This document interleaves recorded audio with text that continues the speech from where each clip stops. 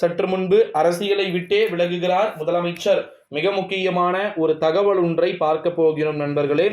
4 பேரும் நல்லா இருந்த ஊரும் அலிபாபாவும் 40 திருடர்களும் அப்படின்னு சொல்லிட்டு நம்ம கேள்விப்பட்டிருப்போம். அந்த மாதிரி தான் பார்த்தீங்கன்னா இப்போ அரசியலுடைய நிலைமைகள் இருக்கிறத நம்மளால பார்க்க முடிகிறது. அரசியலை விட்டே விலகப் போகிறார் முதலமைச்சர் அப்படின்னு சொன்னா நீங்க நம்புவீங்களா? முதலமைச்சரும் நம்ம தமிழ்நாட்டுடைய முதலமைச்சரோ இது நம்முடைய தமிழ்நாட்டின் அரசியல் பட்டியலே வராது. இது முழுக்க முழுக்க அண்டை மாநிலமாக இருக்கக்கூடிய ஆந்திர மாநிலத்துடைய அரசியல் அப்படின்னே சொல்லலாம். அரசியலை விட்டு விலகுகிறார் முதலமைச்சர் அப்படின்னு சொல்லிட்டு போட்டிருக்கீங்களே ப்ரோ, இது உண்மையாவா அப்படின்னு கேட்டீங்கன்னா இல்லை நண்பா.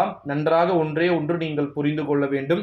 2024ஆம் ஆண்டு நாடாளுமன்றத்துடைய தேர்தலில் ஆந்திர பிரதேசத்துல தெலுங்கு தேசம் கட்சி கிட்டத்தட்ட 133 தொகுதிகளில் வெற்றியை பெற்றிருக்கிறார்கள்.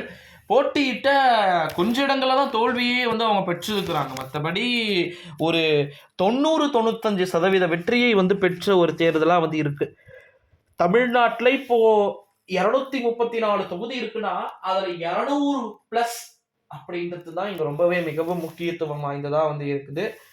எதிர்கட்சி ஆளுங்கட்சியாக மாறுவது குறைந்த வாக்குகள்ல மாறலாம். ஆனா பலகீனமாக இருந்த ஒரு எதிர்கட்சி பலம் பொருந்திய ஆளுங்கட்சியா மாறுவது என்பதெல்லாம் சாதாரணமான விஷயம் கிடையாது. அதுவும் பலத்துடன் இருந்த ஆளுங்கட்சியை சாய்ப்பது அவ்வளவு கஷ்டம். ஜெகன்மோகன் ரெட்டிலாம் இவ்வளோ சீக்கிரமா விழுந்துருவாருன்னு சொல்லிட்டு நானும் சரி யாருமே நினைச்சு பார்த்துருக்க மாட்டாங்க. ஸோ ஒய் நாட் 175 அப்படின்னு சொல்லிட்டு நம்முடைய ஜெகன்மோகன் ரெட்டி அடிக்கடி சொன்னார். ஓகேங்களா? எப்படி ஏன் எதுக்கு வராதா அப்படின்னு சொல்ற மாதிரி 175க்கு 175 கூட நாங்க எடுப்போம். ஆனா பாவீங்களா, 175க்கு ஒரு 50 அட்லீஸ்ட் ஒரு 30 20 10ல போய் நின்று இருக்கிறாங்க. வெக்கமா இருக்கு. அங்க அந்த மாநிலத்துல தெலுங்கு தேசம் கட்சி தான் சாக்குன்னு சொல்லிட்டு அவனை இது வரைக்கும் அந்த தேர்தல் மாநிலத்தில் முடிவுகள் வந்திருக்கிறது. இந்த மாதிரி பாத்தீங்கன்னா அங்க ஆகல. அந்த ஒரு சூழலுக்கு தள்ளப்பட்டு இருக்கிறது நம்முடைய ஒய்எஸ்ஆர் அப்படின்னே சொல்லலாம். அந்த ஒய்சிபி ஹலோ ஏபி பாய் பாய் ஒய்சிபி அப்படின்னு சொல்லிட்டு பவன் கல்யாண் வேற அங்க ஒரு பக்கம் அவர் வேற அங்க ரொம்பவே இது பண்ணிட்டார். அவர் போட்டிக்கிட்ட 21 சீட்ஸ்ல கிட்டத்தட்ட பாத்தீங்கன்னா 21மே ஜெயிச்சிருக்கிறாங்க. இது ஒரு அபரிகரமான ஒரு வெற்றி. கடந்த முறை 1, இந்த முறை 21. எவ்வளவு பெரிய வெற்றி! கடந்த முறை 175, 151, இந்த முறை 11.